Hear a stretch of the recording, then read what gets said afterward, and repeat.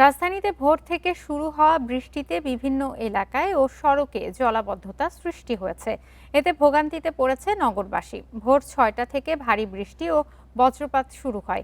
এখনও বিভিন্ন এলাকায় হালকা বৃষ্টি অব্যাহত রয়েছে। বৃষ্টি ও জলাবদ্ধতায় সবচেয়ে বেশি দুর্ভোগে অফিসগামী মানুষ ও শিক্ষার্থীরা। সকালে রাজধানীর তেজগাঁও, মগবাজার, গ্রিন রোড, পান্থপথ সহ বিভিন্ন এলাকার সড়কে পানি জমে। মঙ্গলবার ভোর ৫টা থেকে দুপুর ১টা পর্যন্ত আবহাওয়ার পূর্বাভাসে ঢাকা, রংপুর, বগুড়া, টাঙ্গাইল, খুলনা, বরিশাল, চট্টগ্রাম, সিলেট সহ বেশ কিছু জেলায় ঘন্টায় ৪৫ থেকে ৬০ কিলোমিটার বেগে ঝোড়ো হাওয়া সহ বৃষ্টি বা বজ্রবৃষ্টির আশঙ্কা জানানো হয়েছে। এসব এলাকার নদী বন্দরকে ১ নম্বর সতর্ক সংকেত দেখাতে বলা হয়েছে।